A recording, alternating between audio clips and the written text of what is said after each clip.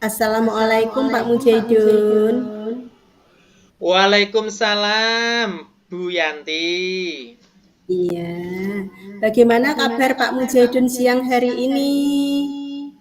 Alhamdulillah Bu Yanti, keadaan siang kali ini dalam keadaan sehat walaupun suasananya ini agak mendung, redup, agak dingin, akan tetapi tetap happy-happy saja Bu Yanti.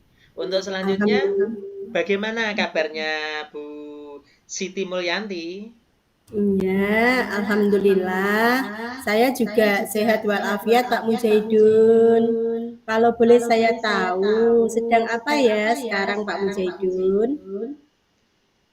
Sedang bersantai Bu Yanti. Ada apa Bu? Kok tumben tidak ada burung yang terbang, tidak ada kupu-kupu yang masuk ke dalam rumah. Kalau dalam bahasa Jawa itu janur gunung Bu. Kok Bu Yanti siang-siang kok video call saya? Ada perlu apa ya Bu ya? Iya Pak Mujahidun, bolehkah saya meminta waktunya sebentar saja? Mungkin 15 sampai 20 menit. Saya mau bercerita tentang apa yang saya rasakan akhir-akhir ini di kelas, Pak. Baik Bu Yanti. Apa yang mau Bu Yanti ceritakan kepada saya? Monggo diceritake mawon. Iya. Begini Pak Mujahidun, akhir-akhir ini saya merasa murid-murid saya itu kurang antusias dalam menerima pembelajaran dari saya. Selain itu, jumlah murid-murid saya yang mengerjakan tugas itu dari saya tuh hanya 50% yang nilainya itu mencapai KKM. Gitu, Pak. Lah, terus menurut Bu Yanti, murid-muridnya kurang bersemangat dalam pembelajaran. Apa yang Ibu harapkan dari obrolan kita pada siang kali ini, Bu Yanti?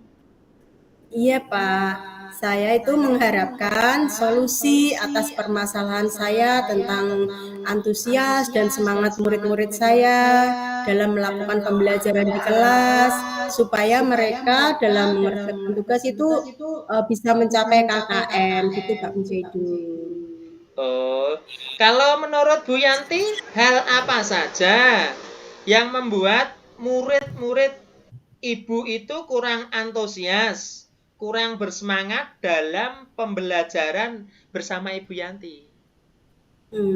Iya Pak, kalau saya ingat kembali ya Pak, hal yang menyebabkan murid-murid saya kurang antusias dan semangat itu untuk belajar ya Pak ya.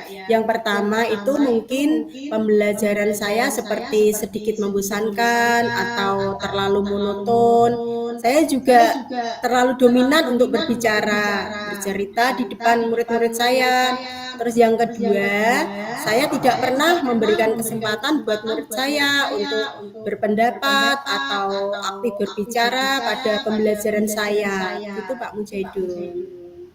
Oh, begitu Bu Yanti. Jadi, Ibu hanya menggunakan buku teks saja. Lah, kira-kira apa saja yang dapat membuat murid Ibu itu antusias dan bersemangat dalam pembelajaran Ibu? Iya Pak, menurut saya ya Pak, menurut saya itu murid-murid pasti menginginkan pembelajaran itu yang menyenangkan, tidak monoton, dan tidak membosankan, sehingga mereka itu lebih mudah untuk menerima materi yang saya ajarkan. Itu Pak Mujahidin. Wah, saya sependapat dengan Ibu ini. Lalu menurut pendapat Ibu, apa saja yang bisa membuat murid-murid dalam pembelajaran bisa menyenangkan, tidak monoton, dan tidak membosankan, sehingga mereka lebih mudah menerima materi yang Ibu ajarkan?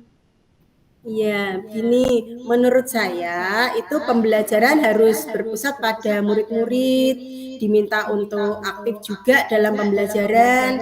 Kemudian saya akan adakan ice breaking ataupun nyanyi-nyanyian gitu Pak, atau juga ada gamesnya supaya pembelajaran itu lebih menarik dan menyenangkan. Gitu. Selanjutnya ini Bu, lalu mengenai tugas yang diberikan kepada murid-murid Ibu, apa penyebabnya sehingga kurang antusias, sehingga nilai kurang dari kriteria ketuntasan minimum atau KKM yang ada di sekolah Ibu? Iya, kemungkinan ya Pak, kemungkinan karena yang saya berikan tuh terlalu banyak tanpa saya memberikan sumber belajar yang beragam dan mengasihkan, gitu Pak. Kalau boleh tahu ya Bu, ini tahu ya, tahu Mas ya. Kalau boleh tahu kita Ya, ya agak sedikit nyantai ya Bu ya. Kalau boleh tahu nggih. Ibu, menggunakan sumber belajar apa saja di kelas Bu panjenengan? Iya, saya biasa menggunakan buku teks yang dibelikan oleh sekolahan itu Pak. Kemungkinan adakah sumber belajar yang Ibu gunakan selain buku teks Ibu? Ya, saya pikir ya banyak ya Pak, sumber belajar tuh kan bisa seperti video pembelajaran dari YouTube atau tulisan ilmiah di internet atau bisa juga kita menggunakan aplikasi yang sedang tren itu ya Pak ya, seperti disukai anak-anak saat ini tuh TikTok tuh loh Pak, karena saya pernah melihat baik di YouTube atau di TikTok itu banyak sekali model-model pembelajaran itu Pak. Nah, betul sekali Ibu. Saya yakin sekali bila Ibu bisa menggunakan berbagai macam sumber belajar seperti YouTube, mungkin artikel, mungkin TikTok, pasti membuat murid-murid antusias bersemangat dalam belajar Ibu. Iya.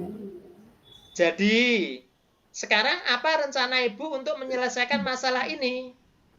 Iya, yang pertama itu saya tuh merancang pembelajaran yang mengasihkan dengan menggunakan sumber belajar yang beragam seperti tadi dari video YouTube dan TikTok.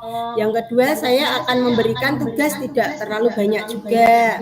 Kemudian bentuk tugasnya juga sesuai dengan minat dan bakat murid-murid saya. Istilahnya saya akan melaksanakan pembelajaran berdiferensiasi sehingga murid itu tidak terkesan dipaksa, tetapi mereka senang dengan mengerjakan tugasnya sendiri.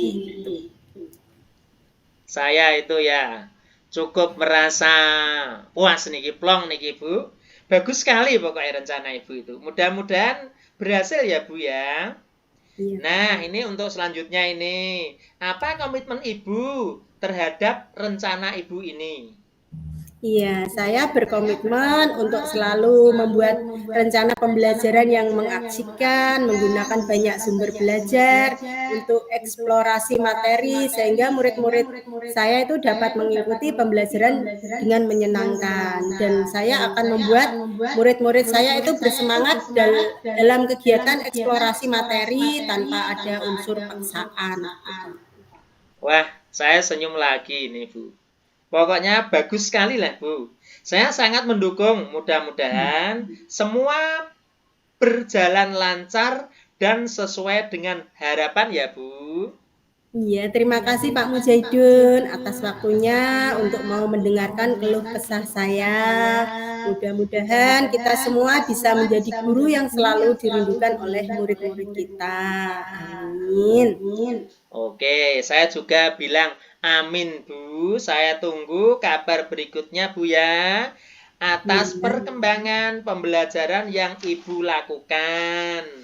Iya, terima kasih Pak Mujahidun. Saya pamit dulu ya Pak Mujahidun. Assalamualaikum. Ya, sama-sama. Waalaikumsalam warahmatullahi wabarakatuh Bu Yanti.